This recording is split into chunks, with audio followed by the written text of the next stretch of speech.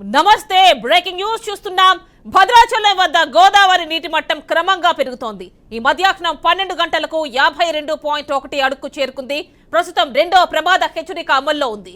53 అడుగులకు చేరుకుంటే మూడో ప్రమాద హెచ్చరిక జారీ చేస్తారు. కాసేపట్లో మూడో ప్రమాద హెచ్చరిక కూడా జారీ అయినట్లు సమాచారం. ఇక భద్రాచలం నుంచి చుట్టుపక్కల ప్రాంతాలకు రవాణా స్తంభించింది. దుమ్ముగూడెం వెళ్లే రహదారిలో ప్రధాన రహదారులు నీట మునగడంతో రాకపోకలు నిలిచిపోయాయి. స్థానిక ఏఎంసీ కాలనీ చుట్టుపక్కల బ్యాక్ వాటర్ చేరుకోవడంతో బాధితులను పునరావాస కేంద్రాలకు తరలించారు. ప్రమాద స్థాయిలో వరద ప్రవాహం ఉండటంతో క్షేత్రస్థాయిలో పనిచేసే సిబ్బంది అప్రమత్తంగా ఉండాలని కలెక్టర్ జితేష్ ప్రకటించారు. ఎలాంటి ప్రాణ నష్టం జరగకుండా జాగ్రత్తలు తీసుకోవాలని ఇప్పటికే సూచించారు. లోతట్టు ప్రాంత వాసులను సురక్షిత ప్రాంతాలకు తరలించేలా చర్యలు చేపట్టారు.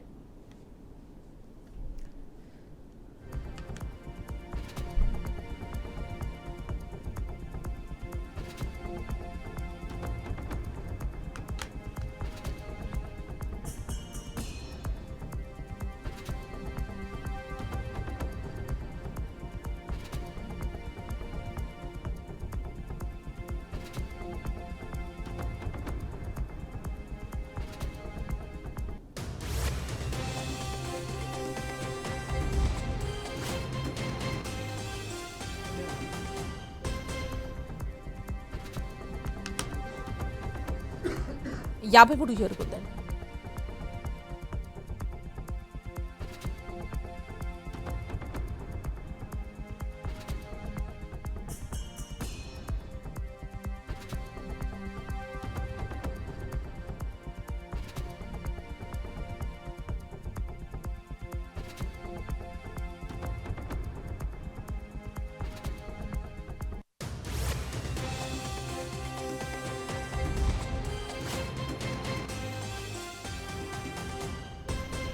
ఇకది భద్రాచలం వద్ద నీటి మట్టం 53 అడుగులకు చేరుకుంది.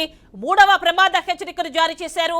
పూర్తి డీటెయిల్స్ మా కరెస్పాండెంట్ ఖమ్మం నుంచి శ్రీధర్ అందిస్తారు. శ్రీధర్ చెప్పండి.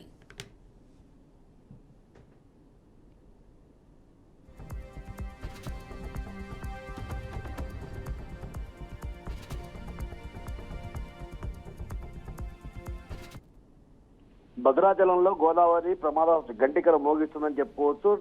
ఈ రోజు మధ్యాహ్నం 2 గంటల వరకు మనకు ఉన్నటువంటి సమాచారం ప్రకారం 52.8% అడుగులుగా ఉంది. ప్రస్తుతం ఆల్మోస్ట్ అనధికారికంగా 53 అడుగులకు చేరింది. మరికొద్ది క్షణంలో ఏ క్షణంలో అయినా కానీ అధికారులు 50 అంటే మూడవ ప్రమాద హెచ్చరిక అనేది జారీ చేసేటువంటి అవకాశం ఉంది. అంతేకాదు యామిని, ఈ యొక్క మూడవ హెచ్చరిక స్థాయికి పోయేసరికి ప్రజెంట్ గా ఖమ్మం భద్రాచలం నగరంలో అంటే పట్టణంలో ఉన్నటువంటి ఆ పరిస్థితి చుట్టుపక్కల ఉన్నటువంటి ముప్పు ప్రాంతాలు మొత్తం కూడా అక్కడ ఉన్నటువంటి ఏఎంసీ కాలనీ కావచ్చు, అశోక్ నగర్ కాలనీ కావచ్చు, కొత్త కాలనీ కావచ్చు, ఈ ప్రాంతంలో ఉన్నటువంటి 100 కుటుంబాలను సురక్షిత ప్రాంతాలకు ఆల్రెడీ తొలగించారు. దీంట్లో పట్టణ సిఐ కావచ్చు, పోలీస్ డిపార్ట్మెంట్ కావచ్చు, రెవెన్యూ డిపార్ట్మెంట్ కావచ్చు, అధికారులందరూ కూడా తమకి ఇచ్చినటువంటి బాధ్యతలను నిర్వర్తిస్తూ సురక్షిత ప్రాంతాలకు చేర్చడానికి అన్ని రకాలుగా చర్యలు తీసుకున్నారు.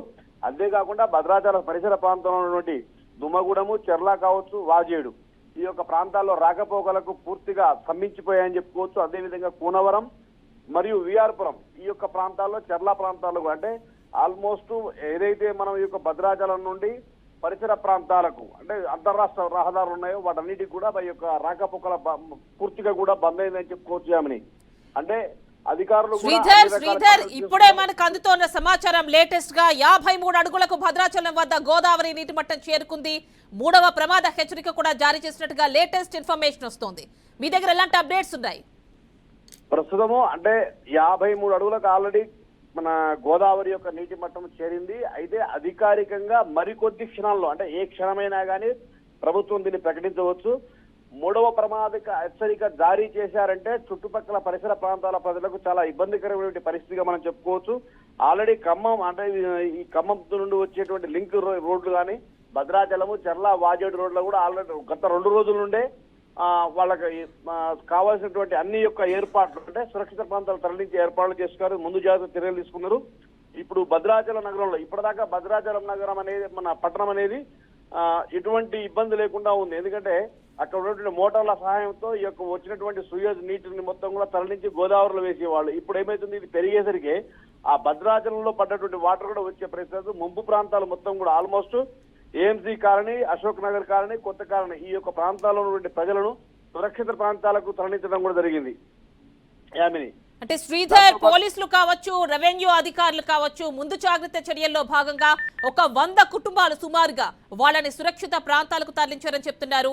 టోటల్ గా అక్కడ ఎక్కడైతే ముంపు ఏర్పడిందో ఆ ప్రాంతాల నుంచి పూర్తిగా ఆ జనాన్ని ఎవాక్యుయేట్ చేశారా, లేకపోతే ఎవరైనా ఉండిపోయారా? అలాంటి అప్డేట్స్ ఏమన్నా ఉన్నాయా?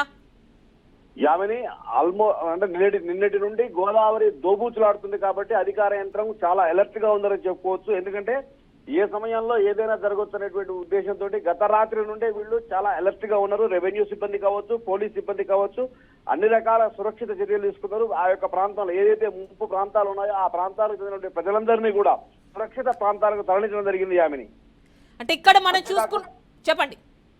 అంతేకాకుండా రాకపోకల సౌకర్యం లేనట్టు దుమ్ముగూడెం కావచ్చు, చెర్ల కావచ్చు, వాజోడి ఈ యొక్క ప్రాంతాల్లో మొత్తం కూడా రాకపోకలు స్తంభించిపోయాయి. కూనవరం, విఆర్పురం ప్రాంతాల్లో కూడా అంటే అంతర్రాష్ట్ర రహదారులు మొత్తం కూడా బంద్ అయినాయి. కాబట్టి అయితాయనేటువంటి ఉద్దేశంతో నిన్నటి నుండి అక్కడ ఉన్న ప్రాంతాల్లో ఉన్నటువంటి గర్భిణీ స్త్రీలు కావచ్చు, ఆడవాళ్ళు కావచ్చు, మహిళలు కావచ్చు, వృద్ధులు కావచ్చు, వీళ్ళందరినీ కూడా సురక్షిత ప్రాంతాలకు పంపడం జరిగింది. యామిని, అంటే మరి రీహాబిలిటేషన్ సెంటర్స్ ఏమన్నా ఏర్పాటు చేశారా? అక్కడ ఎలాంటి వస్తువులు ఏర్పాటు చేశారు తరలించినటువంటి ఈ ప్రజలని, కుటుంబాన్ని? యామిని, ముందు ఎక్కువగా ఉన్నటువంటి భద్రతా చర్యల్లో భాగంగా స్కూల్స్ కావచ్చు, అక్కడ ఉన్న ఐటీడీఏ భవనాల్లో రిహాబిలిటేషన్ సెంటర్స్ ఏర్పాటు చేసుకున్నారు. ఆ ప్రాంతంలో మొత్తం టోటల్ గా అన్ని రకాల సౌకర్యాలు, అంటే కనీసం ఒక వారం నుండి 10 రోజుల వరకు సంబంధించినటువంటి అన్ని రకాల సౌకర్యాలు. ఎందుకంటే వచ్చేటువంటి పరిస్థితిని దృష్టిలో పెట్టుకుని ఈ యొక్క 3వ హెచ్చరిక దాటవచ్చు, ఇంకా పైకి పోవచ్చు, ఎన్ని రోజులైనా ఉండొచ్చు అనే ఉద్దేశంతో దగ్గర 3 నుండి 5 రోజుల వరకు కావాల్సిన సామాగ్రి మొత్తం కూడా తీసుకొచ్చి పెట్టారు. అన్ని రకాల సౌకర్యాలు కూడా ఆ యొక్క సెంటర్ లో పెట్టారు.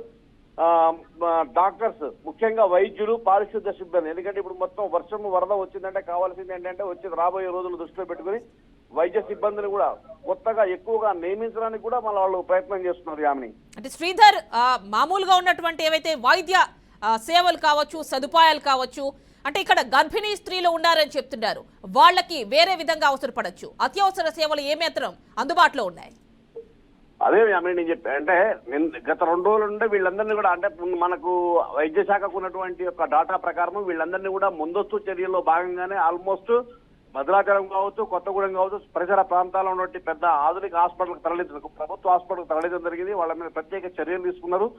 అంతేకాకుండా వ్యాధిగ్రస్తులు అయితే ఎవరైతే విష జ్వరాలతో ఎవరైతే ఇబ్బంది పడుతున్నారో వాళ్ళని కూడా వీళ్ళందరినీ కూడా గుర్తించడం జరిగింది. ఎందుకంటే పిహెచ్సి సెంటర్ల ద్వారా వీళ్ళందరినీ కూడా గుర్తించి ముందే ఎవరైతే అనారోగ్యంగా ఉన్నారో వాళ్ళందరికీ కూడా వైద్య సౌకర్యం కల్పించవలసిన బాధ్యత ఉంది. కాబట్టి వెంటనే వీళ్ళందరినీ కూడా భద్రాచలము మరియు పరిసర ప్రాంతాల్లో ఉన్నటువంటి ప్రభుత్వ హాస్పిటల్ తరలించడం జరిగింది. వాళ్ళకి కావాల్సినటువంటి వైద్య సౌకర్యాల విషయంలో ఎక్కడ కూడా రాజీ పడట్లేదు. ప్రభుత్వం అన్ని రకాల భద్రతా చర్యలు తీసుకుంది. Yamini, right Sridhar, thank you. మళ్ళీ కాంటాక్ట్ చేస్తాం.